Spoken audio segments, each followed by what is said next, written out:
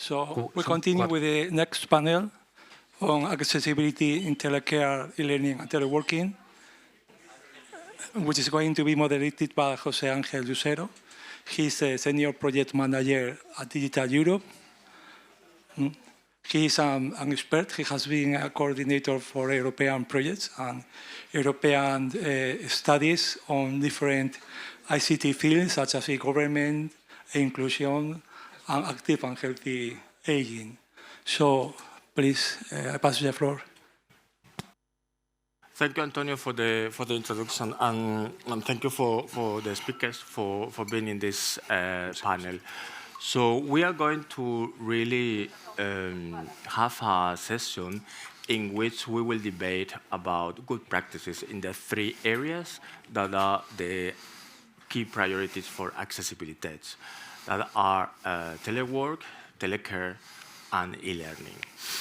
And the idea of this panel really is that all of you now some of the, let's say, good practices that our experts or our speakers, they are speakers and experts. That is not always together, but in their case, it is together. And then what we are going is to establish a debate in which I will be asking them to present some of the good practices, and then we will have some debate on that. And at the end of the session, we will have like 15 minutes for open questions from the audience. Really, the idea of good practices, we will do it in a very personal way. It's like the personal opinion of our expert, because there are many kind of practices. You can start just with innovative practices, and then some of them can be converted into good practices, and with expert evaluation and peer review, at the end you can select really the best practices in a sector. But we are going to overcome that, and we are going to go to really to have some ideas to take home, like lesson learned, that you can take home. And this is also very connected with the main objective of accessibility project, that has been really to analyze the different solutions that are out there. Sorry, and select some of them. Also, no, I'm good. The practices, there is? Okay. Also the practices that are in the market, and some of the cases. So that is the objective of this session, really to illustrate what are some good practices in accessibility in these three areas that are telework, telecare, and e-learning. And to do that, today we have with us three experts and friends. we know us for many years. So first of we have Klaus Höckner. He is the executive director of the Austrian Association of the Blind and Visually Impaired People. But looking at your LinkedIn, really, you have so many hats that it's difficult to introduce you just with one hat. He's also representing IAAP and participating in Sense and Elect groups. So could you also introduce a little bit your organization and the things that you are doing now, because this will illustrate a little bit and set the context for the practices that you are going to present. Yeah, thank you very much for having me here. I'm very happy to be able to speak here from the perspective of a disabled persons organization, which I represent from Austria.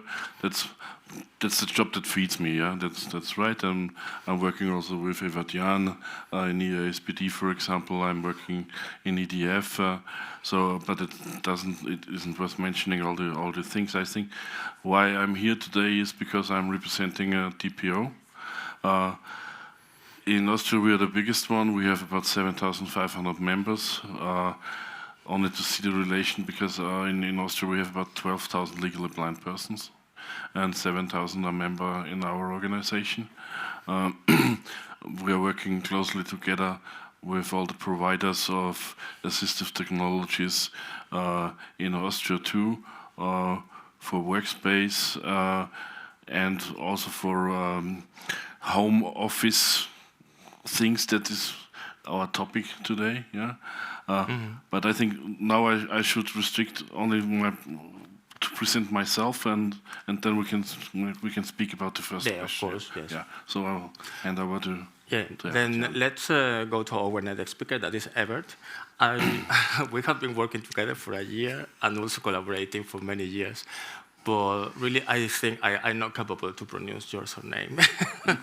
So Evert Jan is the director of the We Care More Research and Innovation Center of the IAS Bologna Onlus. I know that you have been working with assistive technology for many years, and also in accessibility and in active and healthy aging. But can you more or less illustrate us what are you doing in this new center? Because I think this is new, We Care More. Yeah, thank you, Jose. Yes, this morning I spoke a little bit about assistive technology and the center that we have there. But 5 years ago, following a European project on digital health, we actually identified among the difficulties for a faster pickup and adoption of technology in integrated care processes that many organizations do not have the right competences to be able to implement, to make choices around the digitalization of their services. And what we did was to try to replicate the model of what we do in the AT Center, where we advise individuals on their technology, as a model to advise institutions and big cooperatives and other care providers on what technology can do to improve their services. Of course, we have a very much person-centered approach, so we're not so much interested in management software or whatever. We try to advise how they can better connect their clients, how they can better connect with the people that they support, how they can build services that are actually person-centered. And so it's a mixture between a consultancy team and, but of course, many care providers are not yet used to spend money on this, so we also implement a lot of projects together with them. So we look for project funding and then together, for example, develop things. So just to wrap it up, the idea is really to help organizations to make that step into the digitalized world and to support them in making the right choices. Thank you, Evert. And now we have also with us Alejandro Rodriguez Ascaso. I can pronounce your surname perfectly. Well, I have been really working or collaborating with Alejandro since 2007. If you remember, we were working together with ONCE Foundation in the production of a standard on mobile devices. I can recall, yes. So we were very young at that time. And now Alejandro is a lecturer and researcher of the UNED University in Spain, that is the Open Distance National University. So can you explain, because you have done many things for the university, but also you have done an open MOOC with ONCE Foundation. So can you explain the key things that you have done on your university? Thank you, Jose, for the introduction. It's very nice to see you all here. And yes, I'm a lecturer and a researcher at UNED. UNED is the Spanish National Distance Learning University, and it's the biggest campus in Europe nowadays.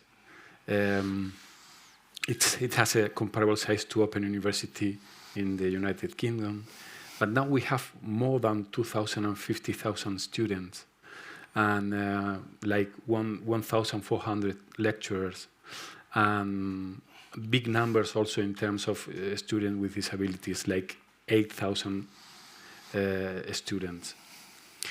And this is one side of what I can be expressing my opinion about, just as a lecturer who is living day-to-day life at university and who has been working in accessibility for a long time. So I can give you my opinions on that.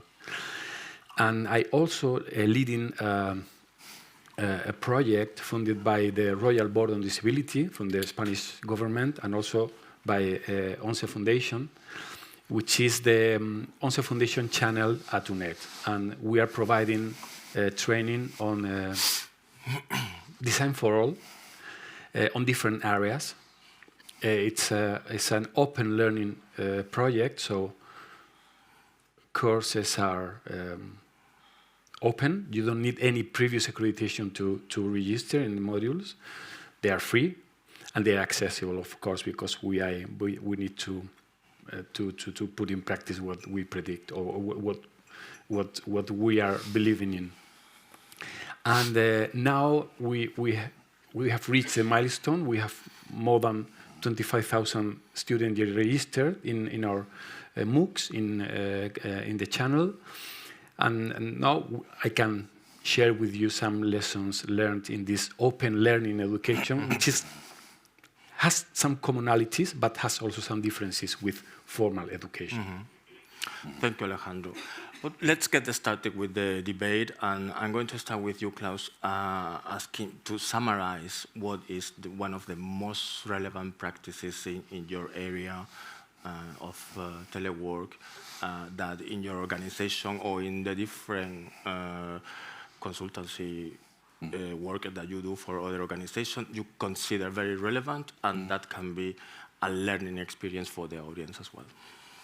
Yeah, I have to start a little bit in the early times of my working life, because before I went to the Hilfsgemeinschaft, it was in 2003. I was working as a consultant, and I remember we had a project in 1996, 1997 for Telework. How to bring people from the countryside that are not able to commute to the cities, to work, especially women, and it was supported by the bookkeeping agencies, and the real interesting thing is that the challenges are the same than we had it before, but then we had it 30 years before. We have the problem that the people are not connected. There is no broadband. Even we have the broadband billion in so-called broadband billion in Austria, where the government promised us that we will have all the regions in Austria connected via broadband within the next 5 years. Then the second thing is the knowledge. We have that people don't know how to connect to the internet and don't know how to work with all the tools that are available now at the moment. It's nice that we have all the things in Zoom and in Teams and in Meets and whatever. All these different tools that we can work with, and there are accessibility features in it. After 2 years, not in the beginning of the pandemic, you have to say,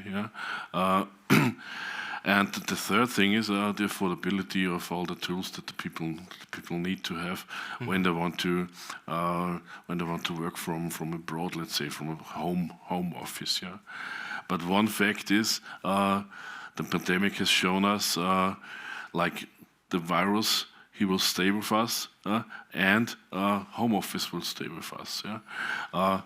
Everybody who has some employees knows how nowadays it's very, very, very difficult to find trained staff. And if somebody is coming to apply for a job, then at least 40% of the job time must be home office. That means we have several big problems. The insurance problem, for example. What is happening at home when you're sick, when you have some injuries or whatever, incidents. And also the training stuff. And the third thing is the provision of the necessary technologies that you have, may it be assistive technology or may it not be an assistive technology.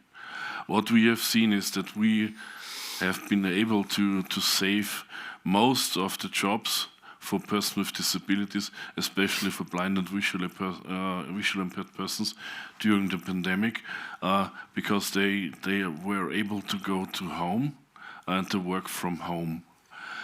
The problem is that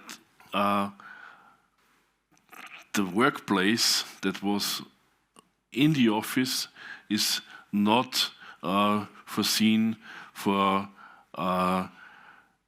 the next generation of disabled persons. So when the people are at home, they stay at home. They can't go back in the office. And when they lose the job or when they quit the job, then the job is lost. So we have about, I think, 500, 600 jobs in the last 2 years in the municipality in public services that have been lost because the people they quit the job and they were not reposted for persons with disabilities. That's one of the bad news. But the good news is that the people are now able to work from home, and you have to. It was impossible 3 years ago to say, okay, I stay at home, I work from home, because no, that's impossible because of legal reasons, of insurance reasons, blah blah blah, and all this stuff. And now it's suddenly it was possible from one day to another. I don't know why, but it dropped down from the sky. That is possible. And we see now it is. And the good thing is also that all the providers of technology, they now really see also the necessity to build in accessibility features. For example, when I see in the beginning it was impossible for a blind person to use Zoom or also Teams and all these things. Now it's possible. For example, and you have so many additional programs which you can build in all these networks that it enables a person with a disability to work with all these things from at home. Really, what you have said really will connect very well with the next session that my colleague Martina will be moderating. And we have a representative from Zoom talking about telework. But really, you have not mentioned, for example, the digital skills, because I'm working in different projects, fostering digital skills for Europe. And to me, this is very important. And also, this year is the European year of skills. So let's make an effort on that. That's true. That's one of the most important things that I forgot to mention. Bring it to the curricula. Exactly. Bring accessibility and accessibility education. Bring it to the curricula. Bring it to the kindergarten. Let's say, no, not to the kindergarten, but bring it from the kindergarten to the university, to the school, university. Bring it in the curricula because the people don't know. So many skills are lost because the people are losing their job or quitting their jobs and changing their jobs. And the next generation or the next person who is coming into this job doesn't know anything about accessibility. Exactly. And that's one of the biggest problems. Yes. But I think we all are aware of this. Here in this room. And I really want to stress one thing which Susanna said in the session before. We have to speak to the outside. Yes. We are speaking to each other. We know each other since 20 years. It's nice. That we are speaking to each other and we tell us always the same stories. But we have to go to the outside, because when you go to the outside, when you go to the Chamber of Commerce in Austria, for example, and tell them how to employ a person with a disability, blind person, they say, "Oh, that's so complicated. Oh, no, we can't do this. Because we need this and this and this and this." And then you tell them, "No, that's not so complicated. Bring it, test it." Bring them into the process of work. You will see it has a good it has also good consequences for all the other staff, all the staff members of the department where the people are working, where disabled people are working, because there's more empathy then, for example. New things, And if it doesn't work, okay, you can do it like with a non-disabled person. You fire them. Yes. Yeah, sorry. Thank you, Klaus. Let's move to Ever again with I don't know what kind of good practice you have chosen, but I guess that we will meet Carla.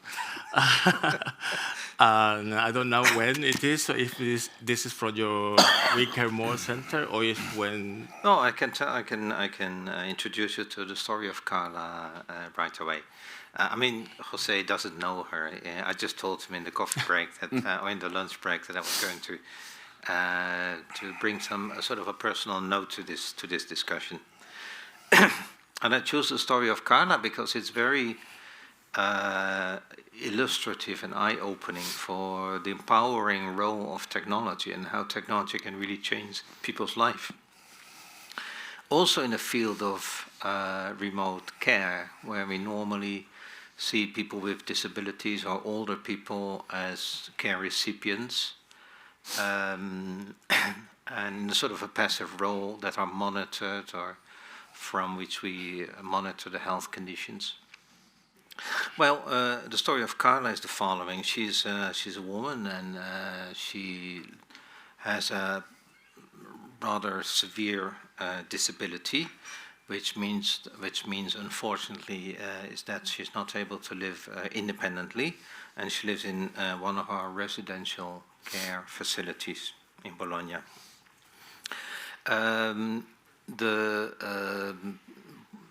Carla's parents always looked after her before she moved into residential care, and even when she was living in that place, which actually tried to boost her independence, the parents still sort of came in and tried to impact on all the decisions that were made around her life. And then the COVID came, and it was no longer possible for Carla either to go to visit her parents or her parents to come into the place where she was living. But her father suffers from chronic heart disease. And she was looking for a solution. She was very much concerned about the condition of her father, as you can imagine. So what we did in the framework of a project which was funded by the Public Health Trust, we created a quite normal system. I mean, technically speaking, it was not particularly so innovative. Vital parameter monitoring, not for Carla, but for her father. And also a communication facility, so she was able to connect to her parents' home. And this allowed her to start to monitor and to look after her father, her parents, which is actually quite normal from a woman of her age. She's close to just over 50, I think. But was quite new for her because she was, sort of used to be, someone else took decisions about her, and now it was herself, which, thanks to technology, was in the position to look after her father. So what does this story, what is the lessons that we learn from this? Well, first of all, that technology really empowers, but more than that, it also has the power to change, to invert roles, to challenge, forgive me the word, power relationships. I think for that reason it was really striking to see how well she did, and how, although she was never trained to be a caregiver, all of a sudden she became one, and that thanks to the role that technology played during the COVID. And she still has the system, and so that's a good practice, I think. Thank you, Herbert. And for the last one, we go to Alejandro.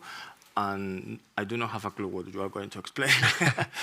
But I guess something that you have done at UNED. No? Yes,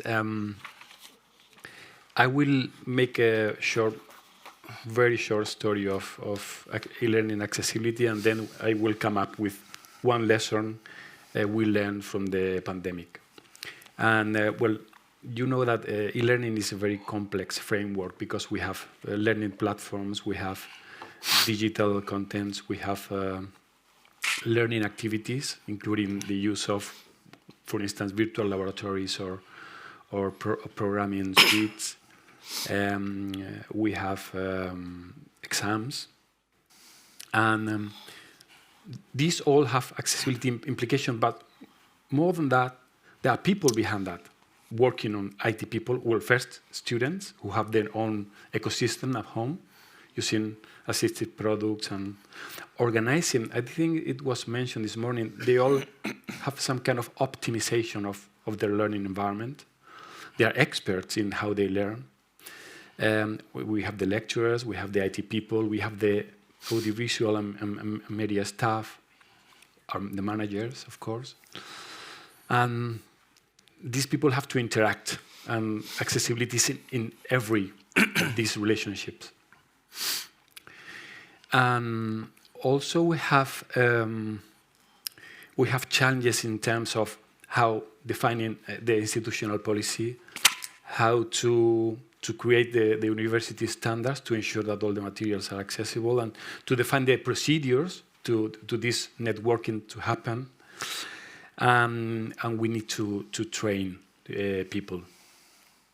And also, beyond that, we have several challenges that affect specific aspects. For instance, we don't know much, or no one has cared so much about how people with cognitive disabilities learn and how learning environments help them to learn.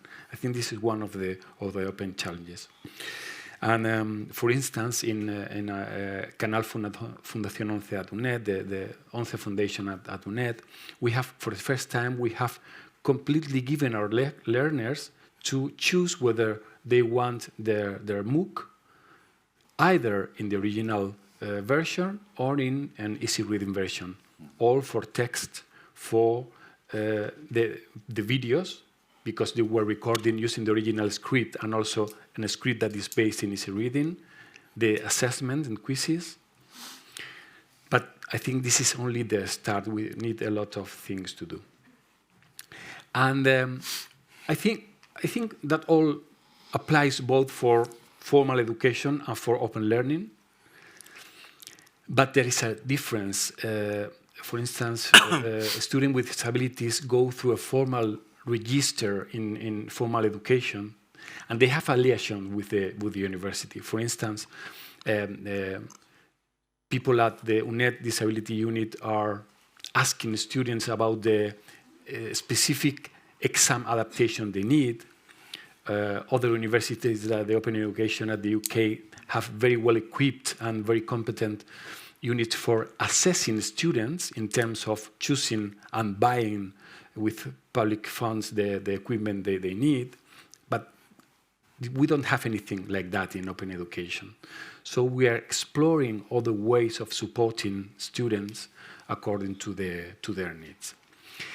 And yes, I will finish with something that happened earlier on this morning, Jose. And Enrique was running the Kahoot, and he was asking, what's new? What was new in e-learning when the pandemic happened? And there was only one answering, no exams, because the correct option was gamification, which completely agree. But you know, when pandemic started, apart from the strategy, it was socially and from the health view. UNED was functioning as usual, business as usual, because we are mostly online university. We also have study centers, we have tutors, we have face-to-face sessions, but most every activity could happen. But there was an issue. We have face-to-face exams, and that's, I mean, you can have like 10 or 20,000 students making this one exam one day, and that creates problem in terms of concurrency for IT systems, for accessibility, and then something that was on the table, because these days were happening very heavy discussion, was, do we need exams? Because after the Bologna process, the European area for higher education, we are giving more value to the continuous learning activities of students. So we some people were very trying to put that on the table. No? We finally decided that we needed the exam, and then UNED developed in a very quickly a learning environment for doing exams. It has some accessibility issues in the beginning, but then they were addressed. And well, that's why I said the option no exams, which I think it may happen in the future. It's not a prediction, but something like that could happen. And then another lesson, because what we decided, for instance, in my module, in other modules at UNED, was to engage more with the student, because we needed, they were isolated at home, and they needed more support from our side. And we decided to make weekly online sessions. And we think that worked in our subjects, and that has survived over the pandemic. Now I have, not weekly, but when we are starting a new module, we have a session, and that helps. Of course, with that we have accessibility issues, but I mean, Teams and other online tools have more and more accessibility inbuilt features that help us in our way. I think that's enough for a moment. I have some more ideas to share with you afterwards. Thank you, Alejandro. It's nice to see that you have exactly the same passion that you have almost 20 years ago when you were explaining things. I try. So, Carlos, and we'll go back to you and try to focus on the telework arena. And the idea is that really during the pandemic situation, and linking with what Alejandro have said, many organizations had to adapt their products, their methodological approach to work, and to really keep working in the same way or keep delivering things. And that has a clear impact in people with disability or all people at risk of exclusion. So according to you, what is the most relevant progress that was made during the pandemic to really support people with disabilities, and according to you? The biggest impact, what is the biggest impact that we had? The biggest impact is that nowadays you are able to say you can work from home. Yeah? Mm-hmm. That was the possibility of doing that. Also in relation to all the public services, to tech services, to insurances and so on. Yeah? They are now able to support you to bring the people into the process of work when they are working from home. It was impossible 5 years ago. Mm-hmm.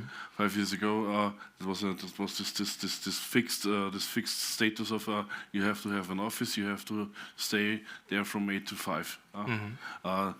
And nowadays, all these things are more fluent, and you can bring people better to employment when you give them the right means. That's the biggest problem that we are facing, because the means of work, especially all the tools that are needed, they need education, and they need training, and they need support. Mm-hmm. And that's one of the things that was mentioned before in the session before we had lunch. Yeah, people tend to have the legacy systems because they have the never change running system. And so if you never change a running system, means that you stay as long in your old legacy system as it works. It works, yeah. As it works, even if there are new things, and there are many new things on the market which can help you as a person with a disability to work from home or to work wherever you are, for example. But the people that tend to stay they tend to have their old braille, their old screen reader, for example, the old systems that they have, because they know it works. It works. And if they change something, it needs another 3 months that they can work again in the same manner than they are working now. And this also has an output on the productivity that they have. If they have to engage and to readapt all the things, that means productivity is going down, and then they say, okay, we know a person with a disability isn't as productive as a person without a disability, for example. And I think all the new technologies and the adaptation has come during the pandemic to stay, really. So everybody is having some kind of teleworking if their kind of work really, or kind of job is feasible, make it feasible. But how do you think it can stay also for people with disabilities, and even for your association for the visually impaired? For the visually impaired community, for example, when I speak for Austria, it's very easy to get all the right tools and the right techniques, and also to get the training for work from home. But it is like it was said, I think, from Alejandro in the morning. It's also a question of affordability and sustainability. Yes. And training. And knowledge, because most of the people don't know how to work from home and how to use a computer, because they are lacking basic knowledge of digital skills. And if there's a lack of basic knowledge, how I can use a screen reader, for example. And the second thing is when you are blind from birth, for example, or when you're visually impaired from birth, then you have the right education, then you are in the educational system, then you are trained on all these skills till you're out 15 or 16 or 20. But most of the people that are blind or visually impaired, they are becoming blind or visually impaired during their lifetime or during their job time, a professional time, and then they are not able to be trained as the people from the beginning, and they are using the minimum set of tools that are available, and that is easy to learn, and not what is really on the market. All the available things that are on the market, and they are only really on a small scale, on a small path of working tools. They're restricted on this, and they never will be able to expand their knowledge and all the skills that they have to the full scale. So it's not a technical issue; it's more a behavioral or but the methodological issue. But the good thing is, I think, the pandemic has shown us that it works. It works that we can work from home, and then we can integrate persons with disabilities. Also in the process of in the business in business life, especially when I see blind and visually impaired persons, or when I see persons in a wheelchair, where I see bigger problems is when it's going on to person with cognitive impairments, for example. Also, where there is a big lack for hard of hearing and deaf persons, because of the absence of translation, sign language translation. And I think Alejandro was also pointing out the need of more solutions or more work in accessibility for cognitive disabilities. Yes, yes, yes. And I also had the issue of when the time of providing support to teleworkers, I have the impression that it's easier for big companies like Microsoft, Amazon, whoever. But for instance, in Spain, SMEs are massive. Yeah.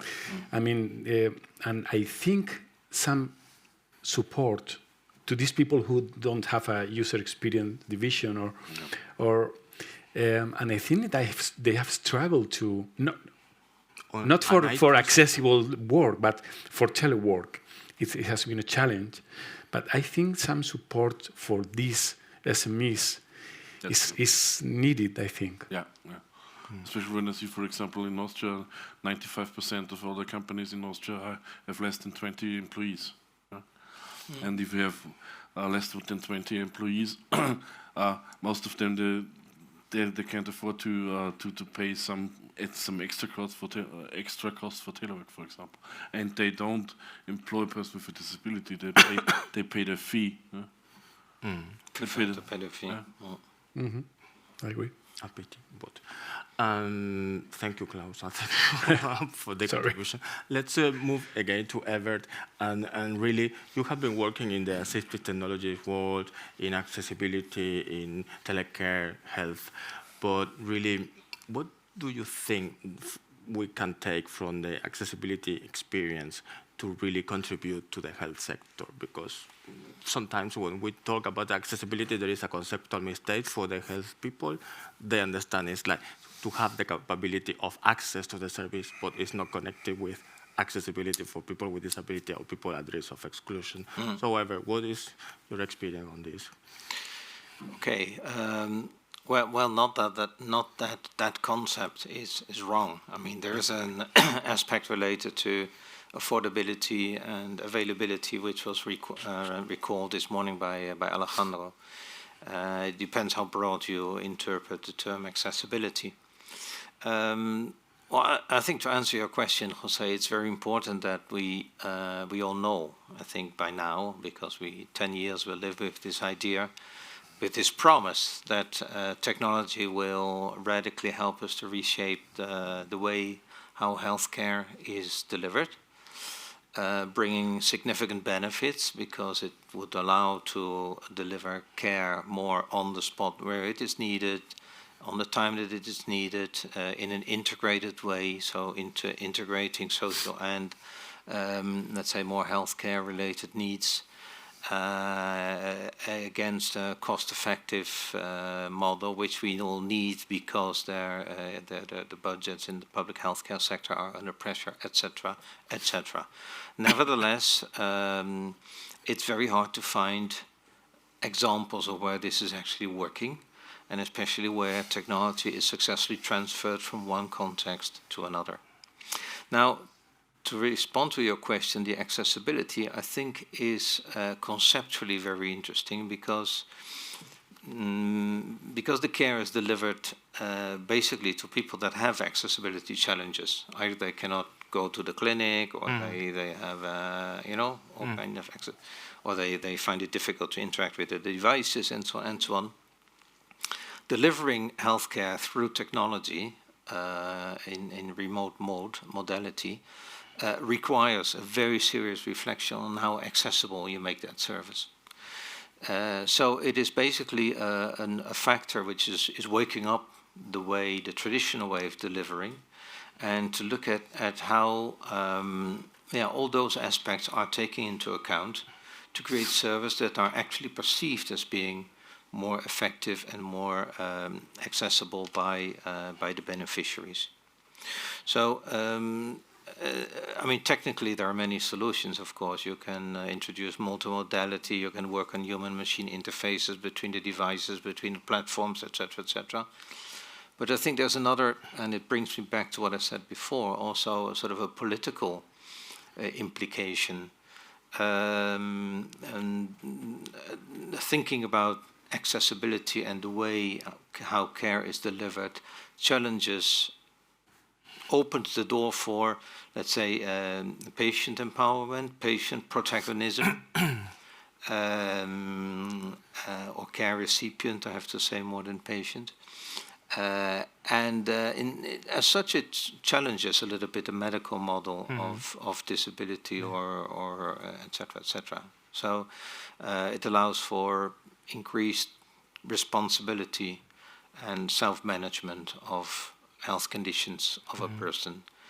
Of course, this requires, again, awareness, training, information, et cetera, et cetera.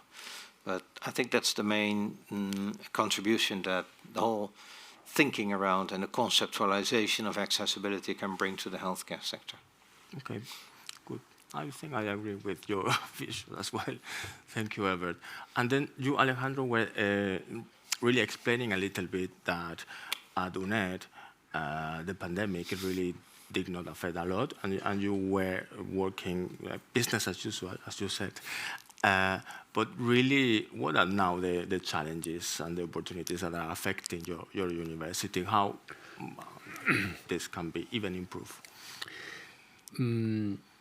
Accessibility, I believe that affects institutions as you have like several stages. First, you fight for knowing what accessibility is and for getting accessibility in your tools, for instance, in your learning virtual environments, in your administrative services. And I think that UNED has reasonably done well with all that.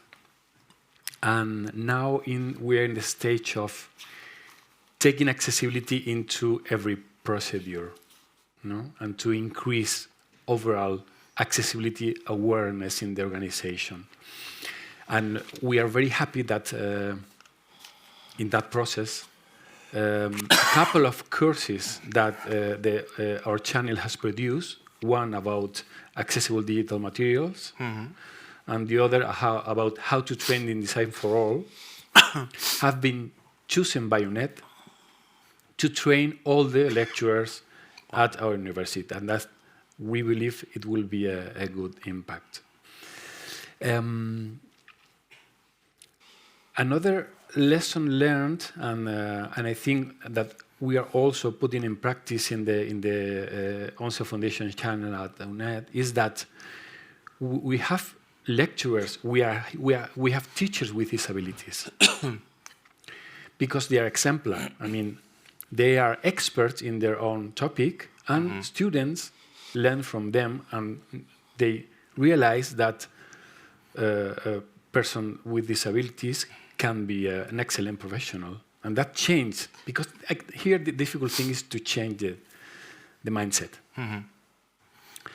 And we have been working with people with hearing impairments, of teachers, people with visual impairments, people with cognitive impairments, and we have learned a lot about that. It's not only a good example for our students, but also it's a good way to ensure that your production chain, your workflow, is working with diversity as well. It's not only that you produce accessible learning pieces, but also that you ensure that people with different accessibility needs can take part into that workflow. That's important.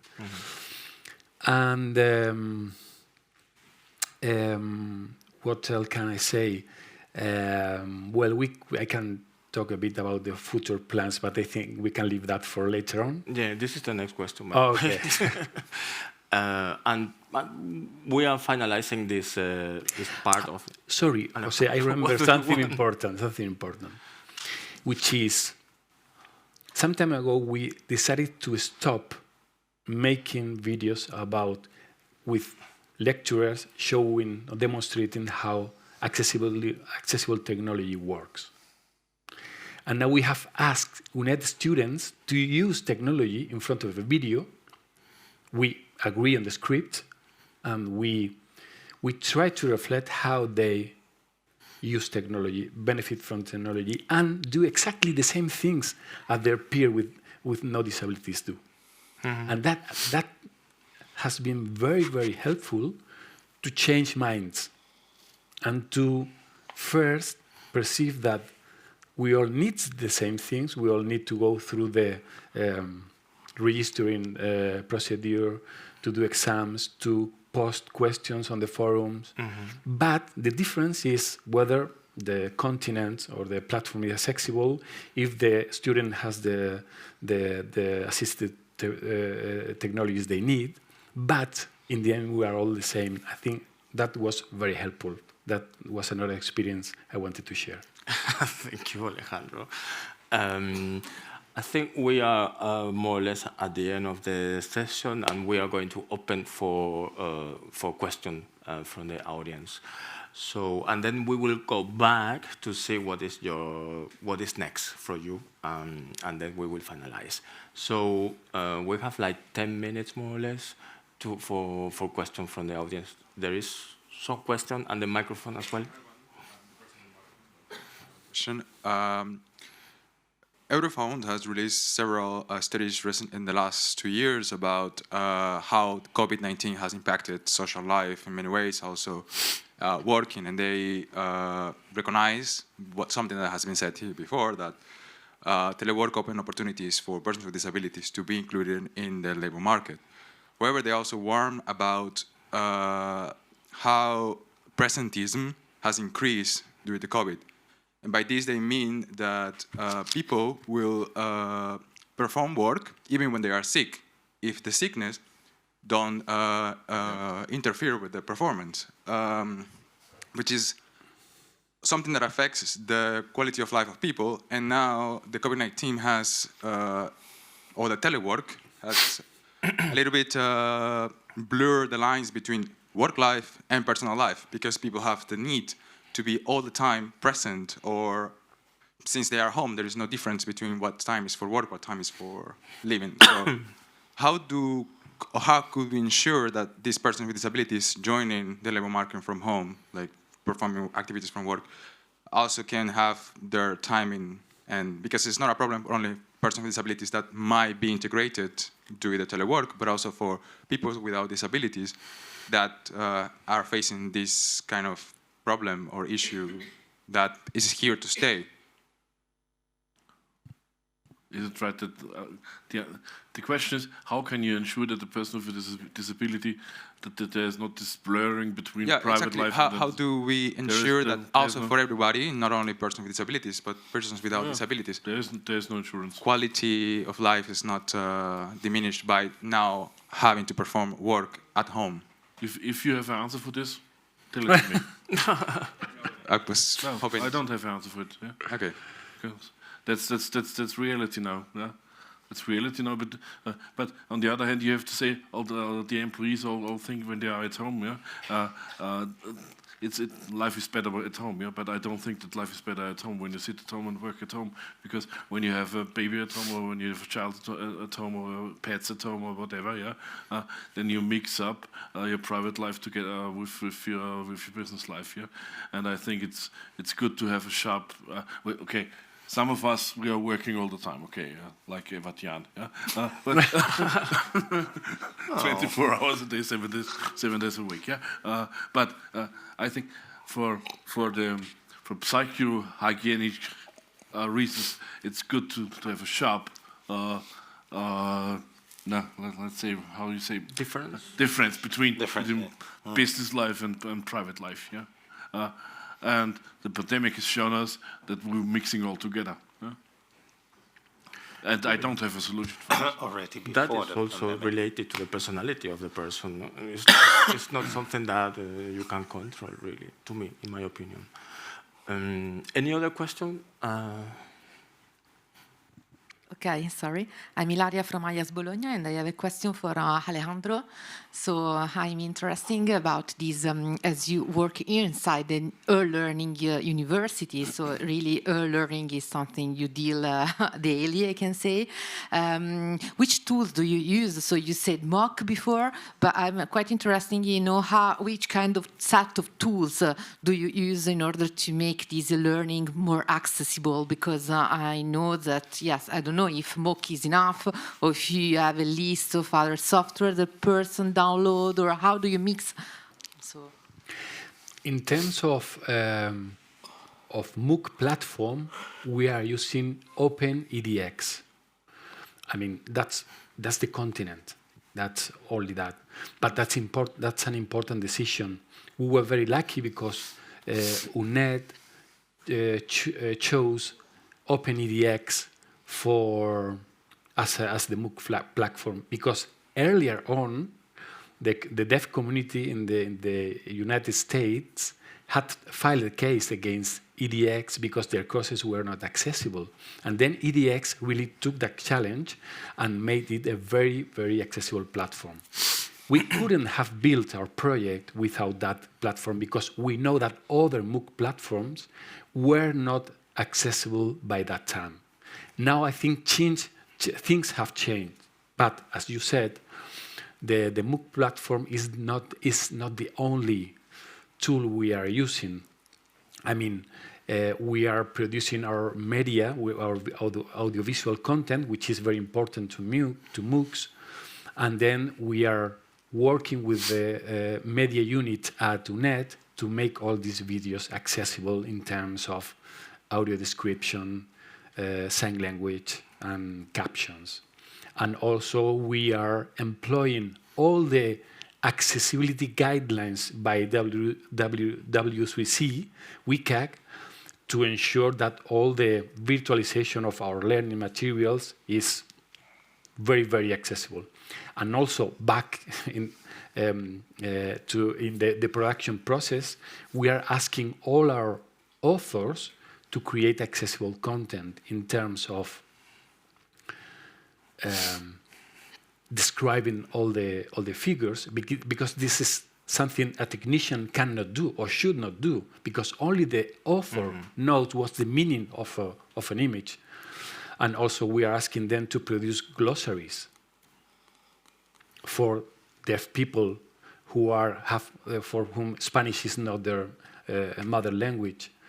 Or we are trying to build, because also we have, everyone can access our courses, okay? So you have not the requirement of a previous learning accreditation on that topic. So we try to make an incremental difficulty of our courses and start in a very baseline.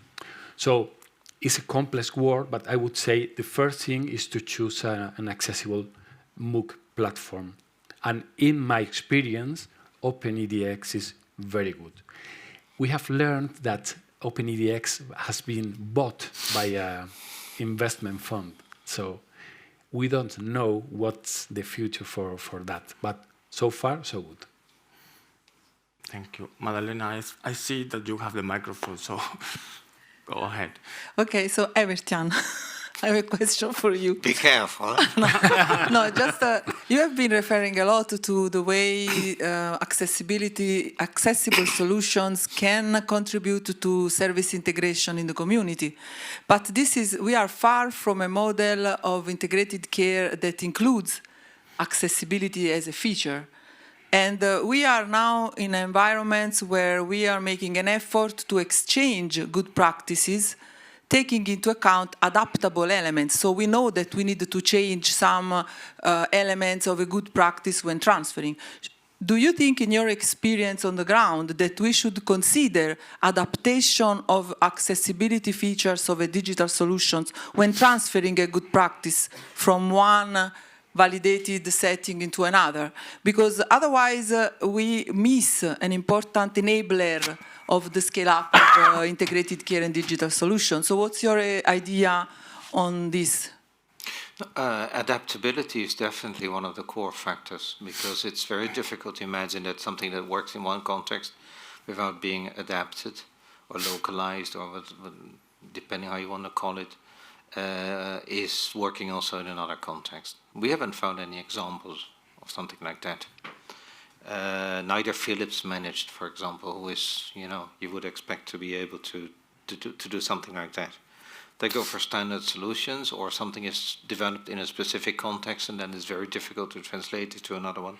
So adaptability is one of the success factors for transfer of innovation. But there are other ones, learnability. I mean, there's a whole list. There are models. In one of the research projects that we were involved in, we tried to develop a model for, let's say, to support the development of the transfer of innovation in the digital care sector. I can send you the link, and there are more than 150 factors that have to be considered. And there's no standard solution, but you have to take them into account, because if you don't do that, they become killer factors. And you apply that also,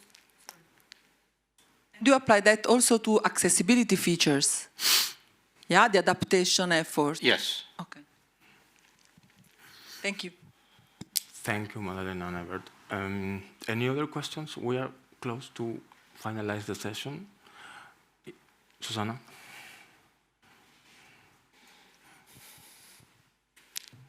Thank you.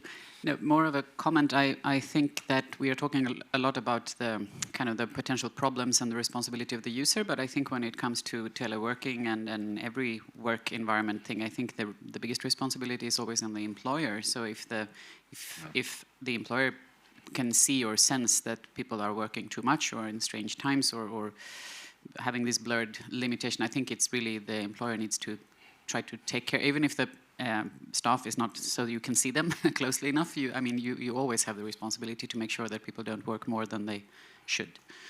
Some employers try to make sure that people work the 40 hours a week that they think that is what it's about, but I think being an employer is about making sure that people don't work more than you pay them to do.